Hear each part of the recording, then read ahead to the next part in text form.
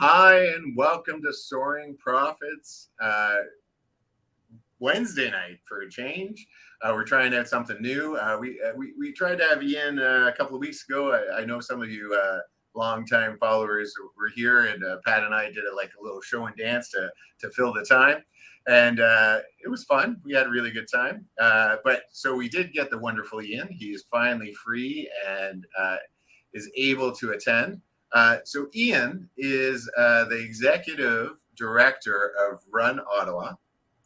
And he has just recently on the weekend there put on with a bunch, I imagine, a huge collection of people, the Tamarack Ottawa Marathon, which is a Boston qualifier. To me, it felt like there are millions of people, but we'll get Ian to say how many people were actually there. Not to mention the 1,000 of volunteers that were there for every need and every whim, from the people that were singing to us along the route. It spanned both Ontario and Quebec. While I was running it, because I did do the half marathon that day, as some of you might know because you saw in my videos, I was thinking about how much you have to put into it. So in Quebec, there were Quebec police along the route to keep us safe and keep the roads closed. In Ottawa, there were Ottawa police to keep us safe and keep the roads closed. There were, unfortunately, it was a very hot day, and there were a couple of people who fainted, and there were EMS and supports along the route on both sides. There was volunteers on both sides. Not only that, they had these wonderful spraying kind of hose water cannons, which were unbelievable because then you could run through them and get cool. There was a station that had wet cloths. There was a station that had food, water, porta potties. There were volunteer runners that kept the pace for us. And then you go back to home base there, and there was a DJ and a little bit of a party area, and then an expo, with a bunch of great people that were showing their wares, and the children's hospital was there, as well as the organization that Ian was raising money for, which I'm sure he'll tell us about. Wonderful people. And then a bunch of places that you could buy shoes and other things at a discount. All of this was kind of coordinated by Ian beside us here. Before the run, he spent a long time virtually running across Canada to raise money for his great Ontario, sorry, not Canada, Ontario, yeah, to raise money for his great cause, which I believe is the Ottawa Crisis Rape Center. Yeah, the Ottawa Rape Crisis Center. Yeah, exactly. Yeah, the Ottawa Rape Crisis Center, which we hope to have on. We were talking to them. I was talking to them at the event. Nice. Ian, thank you for coming on our show. You are a wonderful, amazing guy. You even bought me dinner one night. And I think what you're doing is phenomenal. And as I was running through all that, I was thinking to myself, what would possess me as a runner to go from a runner to taking care of this whole event and all these people here? And Ian, I just need to know what would motivate you to go from a runner to doing such a enormous event, which is a Boston qualifier, which maybe if you're not a runner, you don't understand what that is. But not all events, not all marathons are Boston qualifiers. It has to go through a particular group of things for you to be able to be a Boston qualifier. So Ian, what motivated you to go, hey, you know what? I want to run one of the hugest event in Canada. Yeah, it's a great question. You know, the largest running event in Canada, Tamarack Ottawa Race Weekend, 28,000 participants over the weekend, 1,500 volunteers. To your point about the medical help on course, by the way, thanks, James. Thank you, Pat, for having me here. All of that medical help on course, all coordinated through actually a technical mobile hospital that we have on site. So we actually have a large hall that's right near the start-finish line area that by military and an official medical definition is a mobile hospital. So we have a full cadre of doctors and nurses in that facility, making sure that when there are things that we find on the course, oftentimes a trip to our medical emergency facility on site is better for that participant than actually going directly to emerge. It's more direct. It's a quicker trip likely from where they are. And the expertise that we have in that facility is really specifically driven to things like heat stroke, heat exhaustion, those kinds of things. And I'll touch on that a little bit later. So it's a long route to sitting here in this chair after 4 years of being the executive director of Run Ottawa, the organization that puts on Tamarack Ottawa Race Weekend. We put on about 12 other events throughout the year. They're mostly small. We do some contract work for a couple of larger events, and we do that all with a full-time staff of 8 people here. We rely on a network of contractors, obviously a group of volunteers that we can call on to make these things happen. So our preparation for this event, and I'm glad that you kind of characterized the size and scope of it. We actually, with our first team meeting post-event 3 days later, we've started the planning process for next year already. So that starts literally right afterwards. While we're wrapping up, we probably have a solid month of wrap up to get this event sort of put to bed from an administrative standpoint. We still have trucks unloading into our loading bay here of all kinds of stuff. I think 2 of our staff just went home a few minutes ago. So it's a big deal. So I started off as a runner as a little kid. I started running track when I was 8 years old. As I got into my 20s, I started to get into triathlon in my early 20s. And I was a professional triathlete from 1992 to 1997. And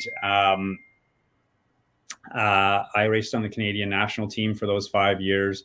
I got to see, parts of the world that I would have never got to see before. I was a mediocre elite athlete. So I was, I won some races, but I was no Simon Whitfield, even though I did race against him. And that was kind of my pathway into the sport. And so, like a lot of athletes, when you retire and end your career, you kind of have to figure out what you're going to do, right? Like, most people leave university, leave college or whatever they do, and they enter the work world. They've got a pathway because they studied this or they took that set of courses, and at 22 or 23 years of age, they start a career. I didn't have any of those skills up until the age of about 33 when I retired. And so I had to kind of create a life that I thought that, that I could build myself. So I started off in the restaurant business for about 2.5 years. I probably got an MBA out of that experience, spent about as much money through that process as well. And then I started an endurance sport coaching business. So coaching triathletes, coaching runners. And I built that quite successfully for about 4 or 5 years. I had a partner in that business, and I decided to leave that and go into retail. So I was a retailer for the better part of 15, 16 years in the specialty bike and running business. I ran a successful store here in Ottawa through that time.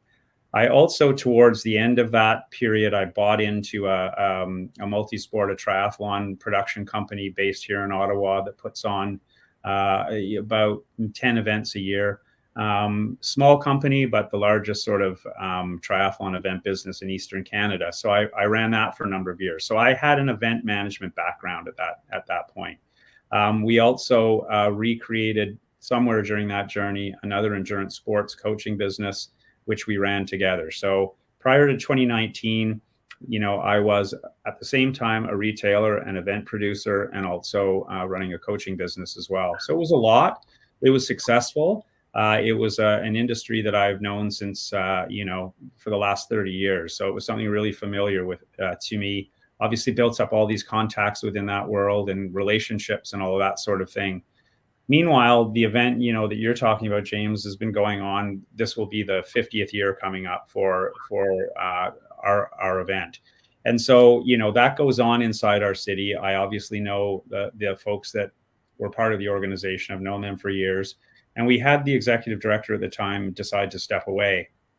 And there was a search firm that was hired to find a replacement. Very late in the game, I was approached to apply. And I said, look, that's great, but I run 3 businesses. How the hell am I going to do this, right? I don't know. So my wife said to me, just go and take the first interview. So the first interview was with the search firm, and that lasted about half an hour. And I left that sort of meeting going, so are there any questions? And I'm like, well, I don't know. Like, 1, what are the next steps? 2, what does this pay? And so, she told me what the next steps were. She looked at me and said, well, what does it need to pay? So I put a number out there. And she said, that's within the range. And I said, okay. So I went home, I talked to my wife, and she said, well, you want to do this? And I'm like, probably not. And, I probably don't want to do this. I don't know how I unwind all of these things, right? I did have an amazing business partner through all of those years, who we never talked about doing different things without each other. But there was always, I think, an agreement in the background that if one of us wanted to try something different, we would sell what we had and we would move on. So anyway, I'm a long way from that part of the conversation. So I end up going for the second interview. I'm fortunate enough to get a second interview, and it's with the board of directors at this point, of which, I don't know, 2 of them that were on the board happen to be customers of mine.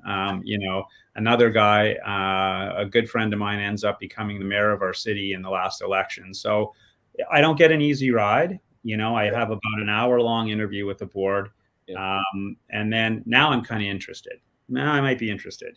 And so, of course, I'm wondering what the next steps are and waiting now to find out what's going to happen next. So I go from complete disinterest to mild interest to, maybe I want this. And so I get a call back from the search firm that says, you've been, selected. There are 2 of you. They don't tell me who the other person is, still don't know to this day. And we're going to ask each of you to come in and do a full presentation of the board, a mini strategic plan for the organization over the next 6 months. We're going to, go deep on this. So I went back for my next interview, and it was 3 hours long. I prepared meticulously for the interview. I thought I did. I'd asked to see financials for the organization. I signed a non-disclosure agreement, and I presented. And then about a week and a half later, I got an offer. And so I took it. So I start off in this job right away, and we start planning for 2020, and then the pandemic hits. And so, that's kind of my arc to how I got here.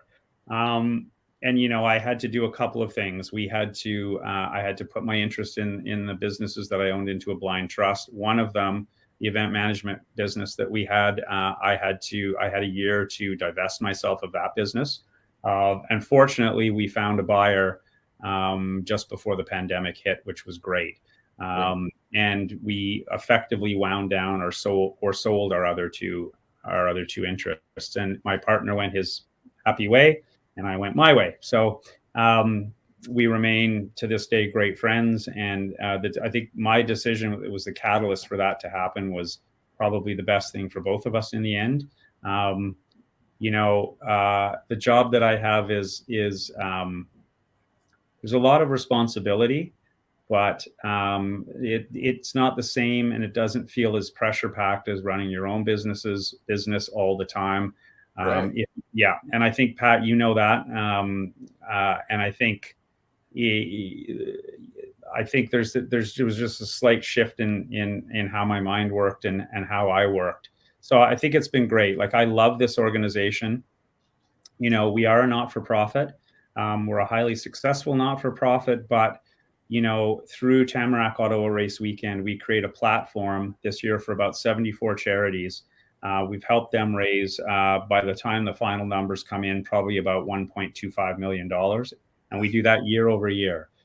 We make a lot of differences, big differences in people's lives, both from the help we give charities, but also through the events that we do, including kids, families. We're a highly inclusive organization that prides itself on building community. So I think I have a board of directors to answer to. That's not always an easy thing for somebody who's been an entrepreneur to have to, deal with that.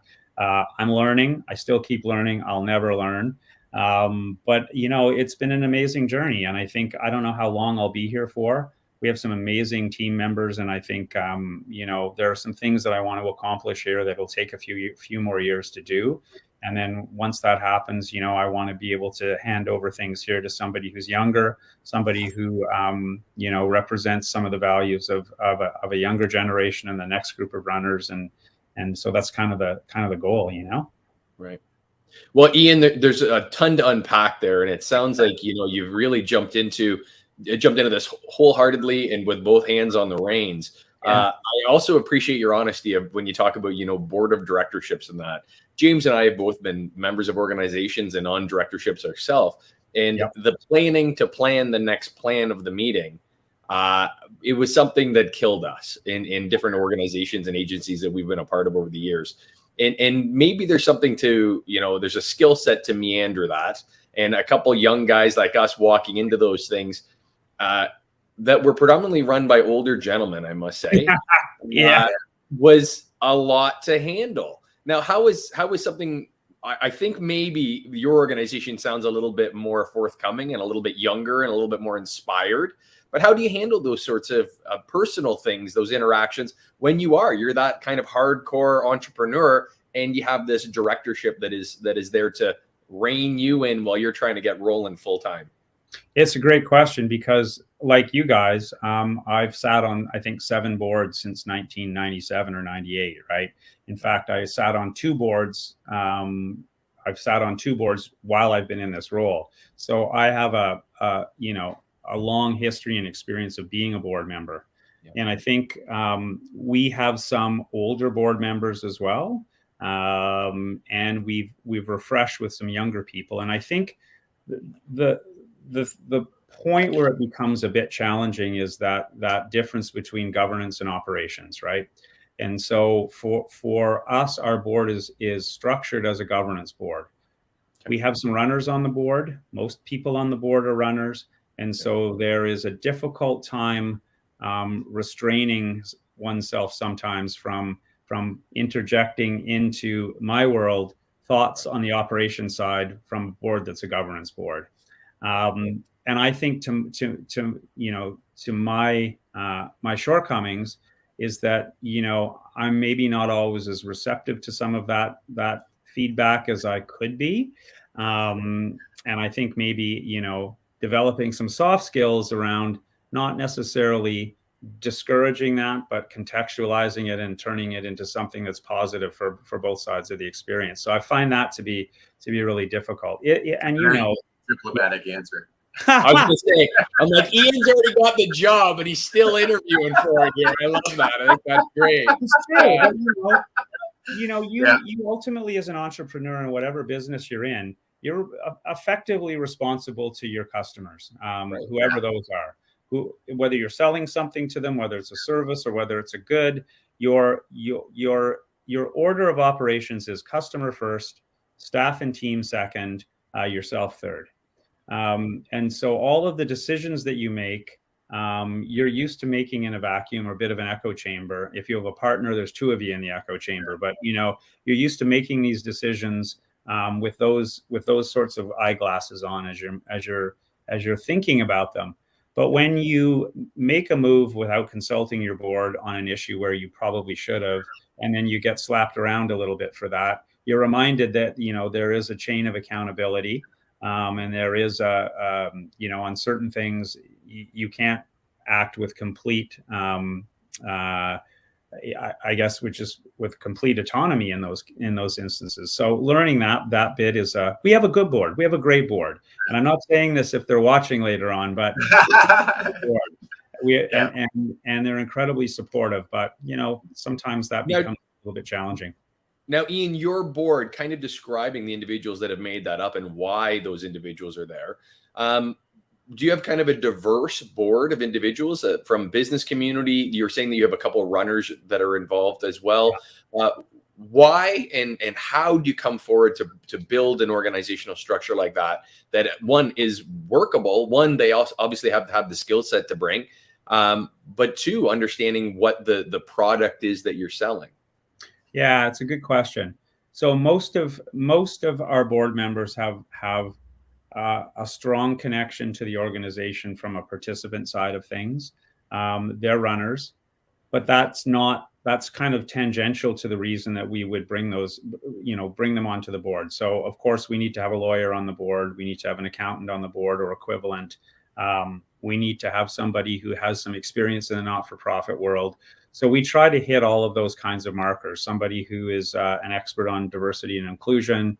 And so If we can find somebody that understands our business because they are a runner, then they typically get preferential treatment because there's no learning curve for them to understand what it is we actually do, right? And I think that's kind of unique to our industry. So it's skill set first, and then it's affinity for the business and affinity for what we do as an organization. That's great. Now you mentioned your first year, which would have been the toughest year of all, entering COVID, something that no one had ever experienced before.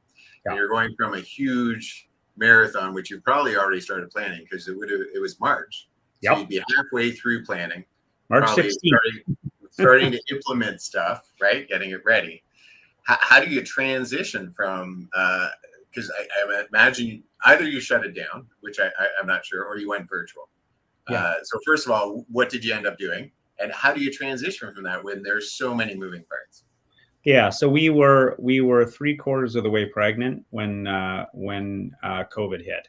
So we had taken in about 60%, 65% of the registration revenue that we would need to execute, or we would have expected to execute by March 16th.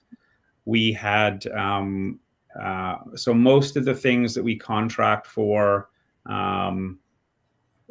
we paid well before March 16th. So things like medals and shirts and all of those kinds of things, those bills were paid, and so we canceled. And we had a firm and strict policy around no refunds. Nobody knew about the pandemic. Nobody knew that would happen, but our policy always was to not refund. So we stuck to that policy. We got slayed for it in the media. We did, prior to saying, that this was our go forward strategy, we did offer everybody who had registered a 50% discount on a future year, either 2021, 2022, or 2023. And we said, look, we're a not-for-profit. Hopefully one day this thing will be over. When it's over, we need to be alive for a couple of reasons. One, because of the charity work that we do and the work that we do in the community, we have to stay alive. So we pivoted to a virtual model, which is not profitable.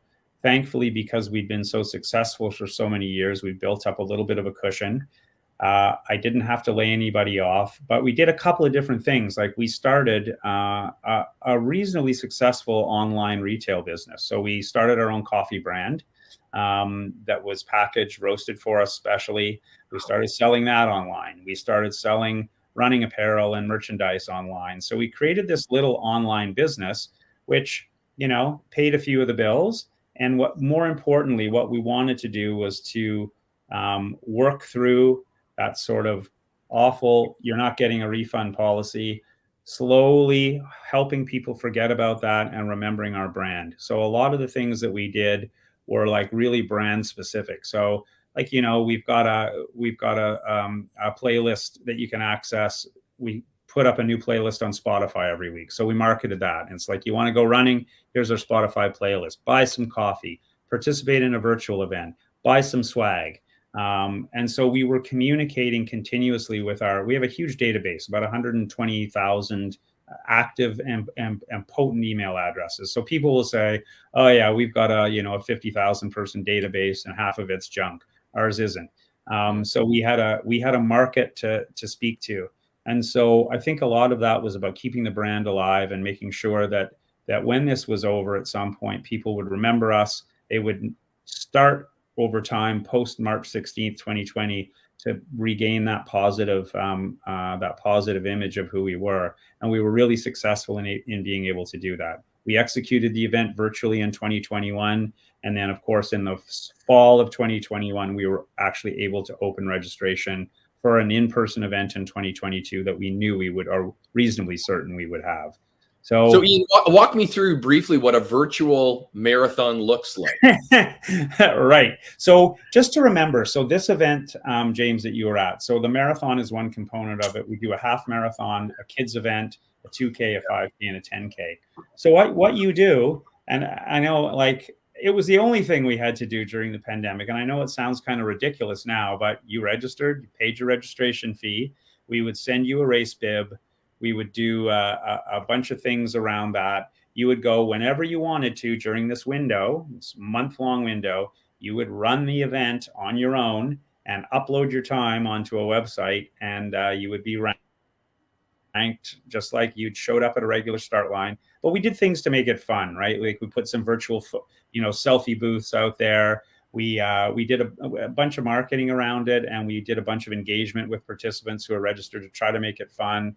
We sent some virtual finish line tape to people so they could put it across their pictures, and just a whole bunch of crazy stuff, right? Half of it I don't remember, and half of it I'm probably making up now. But we did like a bunch of stuff like that, and I think, again, like what we saw happen, and I don't know if you guys saw this, but like I remember like in the summer of 2020, all people could do was be outside and do stuff, right? So if you're a golfer, everybody started playing golf, right?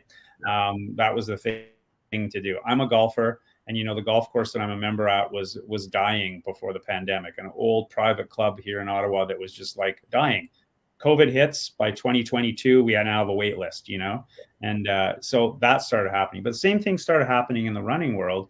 You'd see people, like I remember looking out my window, and there's like some guy running in cut-off jean shorts and basketball shoes. This guy was not a runner, but what the hell else is he going to do, right? Yeah. He's gonna go running. He's gonna be outside, and it was tough on a lot of people, right? Like you can't do the things that you're used to doing. And so the only thing you can really do that you're told at certain points that's safe to do is to go and do stuff outside. So people were getting involved. And the point of this is not to fixate on the pandemic, but this year, so last year, about 34% of our participants were first timers. Okay. This year, almost 40% of our participants were first timers. So you have a growth curve of 40%? Yes. Well, wow. Yes, on the new participant side, but we've clearly cast off a cohort of people who have been used to doing what we've done for the years pre-pandemic. So we have this really segmented marketing strategy where we have gone back and really we mine our old participant list continuously through the registration cycle. And James, I know you registered a little bit late for the event, but you probably got 7,882 emails from us, right? Yeah. I did. Yes. Yeah. Little reminders, little instructions. It was great, actually. But some of those emails were incredibly segmented and targeted just to a certain demographic that we were going to target in that particular campaign. So, our message to these are big business things, not Ottawa running on a weekend type kind of thing. Right. Like the analytics, the way that you're putting out analytics here, the way that you're targeting certain demographics and market segments, like these are big business strategies that you're putting towards a nonprofit charitable organization. How's it working? It's working great. Yeah, it is. I love it. And so, a lot of the things that I deployed when I came on board were I said in the interview process to the board, I said, I've never worked at a not-for-profit before, but, correct me if I'm wrong, but we should still be making money here. The only difference is you as a board get to decide what we do with that money. I'll try to make as much as I can for you. And we'll decide how we spend that. And so, as an organization, we reinvest a lot of that money back into the participant experience, right? Like, from a goods and service standpoint, and again, I'm preaching to the choir here. Everything that we contract to purchase, whether you're a consumer or whether you're a business and you have stock to buy, we know since 2019 the prices of those things have skyrocketed, right? I can tell you that mundane things like the cost of the thousands of porta potties that we put on site, hundreds of porta potties, they've gone up 27% since 2019. The bill for the fencing, the kilometers of fencing that we use and barricades have gone up 22%. The paid duty police service that you talked about on both sides of the river, on the Ottawa side, it's gone up 22%. Our registration fees cannot increase by that magnitude. So, we reinvest some of the money that we've made in order to underwrite the costs associated with putting on the event versus raising registration fees. So, but to go back to your point, Pat, we run this like it's a for-profit business, right? I think that our participants should know that we're always trying to be as sharp with their money as possible, and that they should also know that what we do generate goes back to the community. It allows us to keep those registration fees down compared to what they actually should be in a fair market situation, and allows us to add details that makes all the things that James talked about really impactful to the participants, right? We're putting on a show here, and you can choose to spend your money by taking your kids out west to ski at Whistler, or you can have your whole family come and join us for the weekend and have an incredible experience on the weekend, but also in all the marketing and fun stuff that we do to help you along the way, like free training plans, like stuff like that, right? So, but it needs to be run like a business. At the end of the day, it's important. I love that holistic viewpoint on, from stem to stern, that the brand allows for that growth, that, the consumer at the end of the day, they vote with their dollar, right? They've got these little tokens in their pocket. And at the end of the day, if you can get more of those tokens than somebody else because of the value that you're giving somebody, that's how you keep them coming back, and the next year and the next year and the next year. I think it's fantastic, Ian. Now, one of the big pieces of this run is the charity side. Can you tell me how you folded the charity run into this, and what that looks like? I know that this was kind of near and dear to James as well. So, no, I'd like to mention that your charity side of it was so phenomenally easy. Right. Exactly. Unbelievable. I went on. It asked me what charity I wanted. I picked the MS Society because unfortunately my mother passed away from MS, and I was delighted to see that there. And I clicked on it, and then basically it did everything else. Like you have to fill in a picture or a little bit of saying, and then you send it to your which was super easy. Send it to your email list. I just couldn't believe how user friendly this thing was. Unbelievable. And the list of people I could pick. 74 you could choose from. And so so that's exactly how it works. So if you want to, so let's talk about the charities themselves and how we bring them in. So we open a platform for any charity that wants to register through our charity challenge. And all you have to do is basically fill out some details about your organization. You need to include some banking information so that the funds raised we never touch them. They go right into the charity's bank account. Mm-hmm. And so that's the easy thing to do. Now, as we know, most of these charities, particularly post-pandemic, have been sort of decimated, right? They haven't had the resources to stay running. Well, last thing that they have the capacity to do is to market an event and to try to get the public to hear their story and to get the 28,000 participants interested in fundraising for them. So we do that for them. So we do an 11-month arc of storytelling for these charities. So we pick on any given month, there's 10 of them that we start reaching out to them, and we do the work. We say, okay, who's important in your organization? Who's a real rock star? Who's benefited from your services? Who's a client of yours that is an amazing story? Give it to us.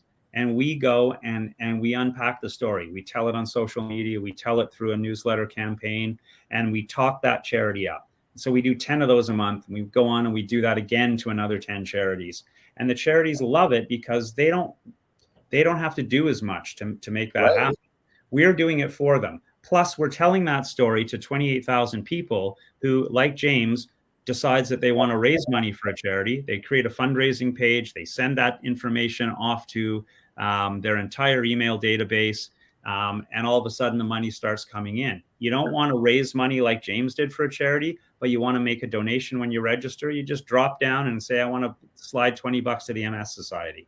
So, we work with charities that might only raise $1,000 through the platform, to the Ottawa Hospital Foundation that will raise almost $500,000 through the platform. But they have some muscle behind their organization to be able to super leverage what we provide. So it's pretty. Now, just kind of some of the minutiae of that. So this platform that you have, and again, I used it. I threw some money to James for his cause. It's super easy to use. Now, is that a proprietary piece that you folks have come up with, or is that a software that you guys have implemented? Yeah, so it's actually built right into the software for the registration platform that we use for our events. So we use a company that was actually a great story. a small company founded in London, Ontario, about 11, 12 years ago, who got into, they were some runners, and they got into the registration business, like use our platform to register for your local run event. And they got into the business because they felt that a lot of the players in the market, some larger ones, had a terrible customer service reputation. So, and us being the events being the end user as a customer service piece, right? So they founded this little company and they grew it on incredible customer service. And then they were bought by ASICS, by the running shoe company in 2019. And so strangely enough, all of the owners of the company still work there. Their CEO is still the same CEO that they had on board before the sale. And, you know, part of the things they built out over the years were then they, you know, 8 years ago, they incorporated a charity platform into it. Right. They incorporated, so a lot of the analytics that we use and a lot of the segmented marketing we do is all through a Salesforce component that's built into our platform. So all the data is in one ecosystem. With the exception of our Shopify store, which holds a lot of our online retail stuff, but we can easily import that in and run that through the CRM side of things and the marketing cloud side of things. So they're great. I mean, a shout out to Race Roster in London, Ontario. You guys are the best. We love you. Yeah, I'd love to get them on here, something along that lines, because that technology, that pivot, something that seems really monotonous, and you know, you're looking around the room and it used to be Helen with a clipboard, your name, here's your bid. Like that experience would suck for that's a small town, that's a city of 30,000 people going up to a table and going, Patrick, we have 47,000 Patricks. There's 1,900 Dave Smiths that have come for the run today. Which one are you? Here's blood type, shoe size. It would be a nightmare. That's I love that. That would be such a cool iteration to come up with. That's such a cool. No, it was incredible because they gave me an email before the event, and I walked up to one of their volunteers that were behind a table, and 30 seconds later, I had everything I needed to run that race. It was an unbelievable system. I just wanted to kind of transition. So I was at the expo, and at the expo was the people that you're raising money for. The Ottawa Rape Crisis Center, right? Exactly. I was able to chat with them, and wonderful women that were behind that table, just lovely. And I'm fairly certain that one of them is going to come on our show and chat with us about it. But maybe you could tell us how you raise money for them, and what possessed you to pick them? Because, like you said, there's 75 different charities. You could have picked any. Why that one? So I'm going to say in 2011, I'm in our retail store, our retail location, and this woman walks in, and she just walks kind of boldly up to the cash where I'm standing, and she says, you know, I'm from the Ottawa Rape Crisis Center. We know that you have a fitness studio here and you have spin classes that go on in the back, and we'd love to do a spin-a-thon. And would you ever consider, you know, helping us out with that? And I said, I just kind of paused and I thought, yeah, that would be super, super cool. And she was great. And the whole organization was great. And so, you know, basically for about 6 years, one Saturday in one of our busiest months of the year in May, they would take over our store effectively on a Saturday. We'd give them our entire studio in the back. We'd find the instructors. For 8 hours, they would run a spin-a-thon and raise money. They get politicians to show up. They get like all of that. And they managed all of that. They put a bit of a party on. And so sequentially, year over year, we were able to, I think by the last year, until the organization hit some difficult administrative and financial times, I think through that event, we helped them raise over $30,000 each year, you know? And so it was great. And so, you know, they kind of drifted off of my radar until 2019 when I started, and I reached out to them to see if they could join the platform and be part of the charity challenge. And I don't know if they came on for 2020. I think they were still in a rebuild process. But last year, you know, I went back and engaged with them, and the organization has had an incredible refresh. Their executive director is an absolute incredible human being, and the things that organization is doing and the thinking around women and violence and gender-based violence is like next level thinking. So, I re-engaged with them really last year and helped them raise some money last year. I did a little thing for a month where I was running, 10 kilometers a day for a month. And then somebody on our marketing team said, this year you should really do this virtual run trip around Ontario. It was like roughly about 10 kilometers a day. I started in Ottawa. I hit a bunch of cities virtually, but I would show up in those cities, right? So like cool. To James's point, I virtually arrived in Peterborough, but I drove to Peterborough. We ran with the run club, had some dinner, had a bunch of drinks over at Dave's house, and the rest is history, right? And so I did that. I did that in Cornwall. I did that in Kingston. I did that in Pembroke. I did that in Toronto. So I would just zoom over there and I'd engage with the run community there and do some stuff. So that's why I chose them. And they're small, right? Like it's an example of a small organization that like so many, they just don't have the muscle to be able to go and do all of that work themselves. So anything we can do for them is huge. And anyway, I think it's an incredibly important piece of work that they do, and their approach to it from an education standpoint, and just the whole piece is really, really unbelievably inspiring. And I'm glad you got to talk to them, James. Candace, you probably talked to Candace, and she's just like unreal, absolutely unreal. So it's just a cause that had this historic thing for me. And something that just the chemistry and the symmetry all really worked. So it was like unreal. Yeah, they're a beautiful organization. I'm looking forward to talking. And it was Candace, among others. And they were just so positive and so excited, and really a good face for their organization. Absolutely. So I know. Sorry, go ahead. No, I was just going to quickly go back to something Pat said just about the whole online registration thing for events, right? So the funny thing is, like, we get comments about the fees that the Race Roster, the platform, charges to register for stuff. And we all know this. I buy Jay's tickets for my kid every Christmas. And, the service fees are like 17% of the ticket, right? And so, yes, there's a fee to register for our events through our online platform. It's about half of what Ticketmaster is. And so, people will push back every once in a while, and I'll jokingly say, well, we could go back to the old school days when you used to have to drive to a running store, pick up a flyer out of the rack, go home, find your checkbook, write a check out, find an envelope, stick it in the envelope, go get a stamp, stick it on the outside of the envelope, drive over to the mailbox and stick it in the mailbox. I said, we could go back to that if you want to, and 17%. Yeah, exactly. Yeah, but we'd lose 95% of our customer base. Exactly. So, yeah. And then hope that it arrives on time, or that it arrives at all. And you don't really know if it arrives, right? No, you don't have no confirmation. Some guys got your check. You only know if you're in the race if they cashed it, right? Yeah, that's it. Exactly. But you can't look at your bank account online in 1987. You got to wait for your statement to come in, and the race is probably over by then. So. That's right. Yeah, no, and I got an immediate response. It wasn't I'm not sure if my visa got charged or I got an email saying I was in the race, but it was exactly the same time. It was just, it was flawless. Your event was just amazing. I'd like to get into, I don't know if you can talk about this, but we were talking at dinner about the cost of police. So I never really knew that. I just kind of found out recently that that's not volunteer hours. That's paid, and I believe it's overtime hours on top of that.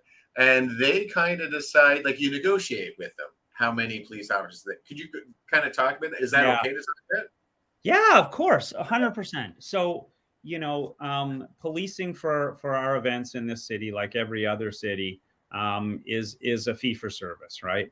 And so when we plan out all of the courses that we use for the weekend, the Highway Traffic Act in Ontario mandates that, at intersections with stoplights, any event, whether it's a protest, whether it's, a festival on the street, those intersections have to be marshaled by a police officer. And they have to be, with some exceptions, of the jurisdiction where this is happening. And to diverge from this a little bit, when the Emergencies Act was put in place by the federal government on what happened in and around Parliament Hill, not the only reason, but one of the reasons that happened was it actually allowed, under the law, for police services from other jurisdictions to come and actually police with Ottawa Police Service. So it is not a given that anybody other than the OPP or the RCMP could show up and make that happen. So there was one of the reasons that allowed, police forces from Peterborough and from London and from Toronto to come in and help, right? So in our case, when we're putting on events, all of those intersections have to have a police officer at them. And we have to pay for that service. The service is called paid duty service. And so each officer has comes with a minimum hour payment of 4 hours for their service. And I don't know what the officers are paid. I have no idea what they're paid, but we pay a fee per officer to the city. And that includes an administrative fee that goes along with that program. Now, pre-pandemic, we had not a lot of difficulty getting all of those assignments covered because a lot of officers were happy for the extra pay that they got. In our case in Ottawa, we had a full complement of officers on the force, but we go fast forward to 2022 and 2023. A lot of those frontline workers are burnt out and they couldn't care less about the extra pay at this point. They're just done, right? And our police services is suffering in headcount. And so we have to work really closely with the police to make sure that we have all the intersections covered that we need to have covered, and that we have the resources to draw on. It's a voluntary thing. Now, I'm going to make these numbers up and somebody will correct me, but I want to say for our Sunday event, I want to say we require somewhere between 125 and 175 officers for that to happen. Our Saturday events, it's a little more contained. I'm going to say somewhere from 50 to 75 officers to make that work. So it's a big draw on the force. And the thing that also, and what also makes it a little more expensive is that the call goes out to the regular constable force first, right? Mm-hmm. So you're a constable. You can pick up that paid duty. I think they have an online process. Yeah, I'll go there and do that. But when we start to not have the numbers, we open it up to the higher ranks, right? And so the cost for those particular officers, we've had multiple times. We've had the deputy chief of police working an intersection, right? Imagine what we're paying that guy for 4 hours, right? Yeah. So it's a huge cost. I don't think that our city should be giving that to us for free. People will say that all the time. They'll say, well, you helped drive $30 million of economic activity into your city. They should give you all that for free. Right. I don't necessarily think that that's true. What I would like to have is I'd like to pay the cost price of that, right? If there's a markup back there, I don't think we should be paying the markup, but I think we should be paying the cost price. So the real price that you pay the officer and a reasonable admin fee for administering the process, right? If there's overhead and profit on that, we shouldn't have to pay that. But that's my only beef, right?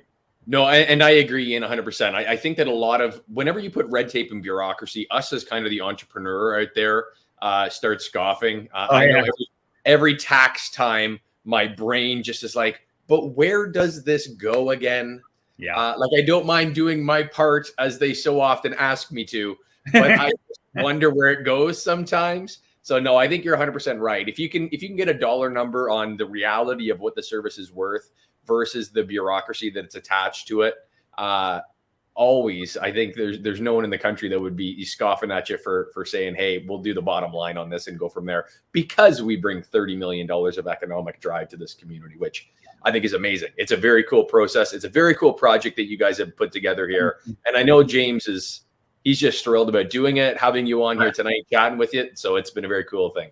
Yeah, no, I loved everything about your event. Like I said just before when we were in the green room, if you could deal with the temperature, and oh my God, so when the temperature happens, so you wouldn't know right away because it's May, right? You could go either way where it's cooler or hotter. So in our case, it was Sahara Desert hot. The pavement was melting our shoes. But you wasn't. you guys were incredible. We had water cannons, I would call them, multiple of them that we could run through to cool ourselves. We had wet cloths that we could put on our backs. I had so much different kinds of liquid poured into me by your volunteers that I actually had to use one of your porta potties and lost 2 minutes of my race. You probably had a margarita on the side of the road too. We look after everything. Yeah. And then what I also wanted to say is the Ottawa people were amazing. There wasn't a square inch that I ran by that I didn't have someone encouraging me. They had like mushrooms so that I could hit them and power up, and people were shooting me with water guns, like nicely. They asked first and all that. It wasn't shooting me, to be mean. Yeah.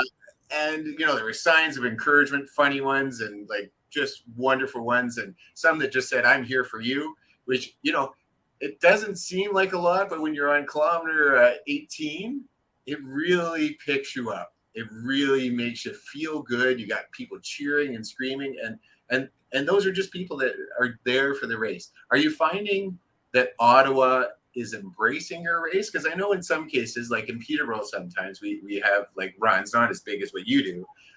Some of the people get upset because there's a lot of, you block some major roads, right? Yeah. So how do you find Ottawa like kind of embraces you? They do. After 49 years, they do. And let's be clear, we paralyzed the downtown core of a city of over 1 million people. So there's not much else you can do but to come out and cheer, right?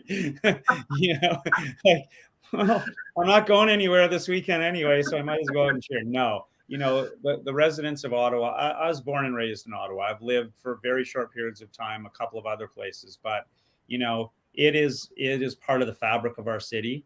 We do everything as an organization to make what we do as impactless on the residents as we possibly can. And we also make sure that we highlight the good that we bring to the community, and they have embraced us. And we had phone calls from people when we changed the routing a little bit this year, which we have to do often because of construction, little changes here and there, getting phone calls from people going, "I was thrilled. The race came down my street. How amazing was that?" And I think we try to do a big effort to notify everybody in the affected areas of what that's going to look like, what the road closures are, what the best ways and times are to get in and out, and all of that stuff. And people embrace it. Like they really take that sort of, well, I'm going to make the best of it, and I'm going to make the experience for all these people that have come to our city, remembering that 40% of the people that participate in Tamarack Auto Race Weekend don't come from Ottawa. So you're welcoming a whole bunch of, in that case, you're welcoming almost 12,000 visitors to your roads, right? So it makes a big difference. Yeah. Well, Ian, it's about that time. First of all, I want to thank you very much for joining us tonight. Fantastic. Talking and listening to you, where you've brought some of the, your entrepreneurial side to the not-for-profit side, and breaking down some of those barriers for people to be able to join, being able to charitably give of themselves. I think it's a beautiful thing. Thank you for doing what you do, supporting those people. I know this guy over here has been a real fan of what you've put together and built over the last little while, and it's a pleasure to have you. And I'll leave it there. I think James, he's got a few more things to say, but Ian, I want to thank you so much for joining us tonight. And Profiteers, this week, we've got a couple more. We've got Ian in because we missed him last week. Very busy guy, had lots of stuff to do with this run. I guess he runs out in Ottawa. But thank you for joining us. Check us tomorrow night. We're going live again. If you're watching this on Wednesday night, we'll be live again Thursday night with a special guest. And we will see you soon. From me, folks, as always, let's make some money together. Thanks, Yeah, Pat. absolutely. So tune in tomorrow night. We have 3 wonderful guests that we've had before: John, Tanya, and Bob. Tanya, who is Red Roof Recovery and helps people using cognitive therapy to recover from addiction. Bob, who runs Recovering Speaking Initiative, who helps men and is currently transitioning into helping women too through group therapy. And also the wonderful John, who was on our sexual assault panel, talking about the successful side, like what happens after sexual assault and how you can recover. He currently has a bachelor's in psychology, and the topic that we're going to talk about is addiction.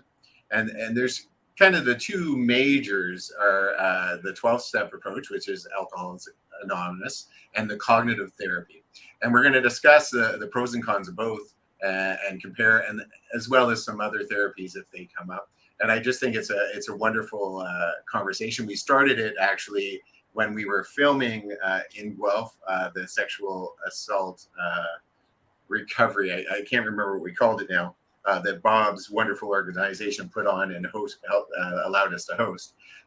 We started this conversation, and it was like kind of a heated debate. It was very interesting. I learned a lot, and we wanted to bring it to you people. So because we're always trying to help people learn and experience new things. Ian, your event was amazing. It was my only second half marathon ever, and I was overcome by the volunteers and the wonderful Ottawa people. There were times that I'm going to tell you right now, there were tears close to my eyes because I was exhausted, but cheered on forward because those wonderful Ottawa people were cheering me nonstop. And it is obvious that you put on such a good event that people in Ottawa love you. And I want to thank you so much for putting on a great event. And I'll tell you right now, there was a moment at the end. You have two bells. You have the PB, and you have the Boston Marathon that you can ring if you made it to the Boston Marathon. And I saw this one young woman, younger than me anyway. She walked up and she rang it, and the smile on her face and the cheers all around. It was a moment that I will never forget. And you know what? If I ever get to ring that bell, it will be a joyous moment for me. And I just thought that one little added thing that you added is a memory for, it's not only a goal that now I can reach for, it's a memory that people will hold for the rest of their life. And that just goes to show what kind of man and what kind of organization you guys have. And I just love everything about it. Guys, the profiteers out there, please join us tomorrow. You're going to love it. It's going to be a very interesting conversation. Ian, thank you for joining us. Thank you. Let's all get our minds, bodies, and souls together. Ian, we always give our guests the last word. We're hoping that you know how Pat said, let's make some money together. Let's heal our minds, bodies, and souls together. So you get the last word, and then if you can give us some little inspirational quote that you love, maybe don't eat at McDonald's, which we used once. Oh, for us. Ever. Go ahead. So I'm going to quote Yoda right now because I think this is probably the best thing that I can do. Do or do not. There is no try.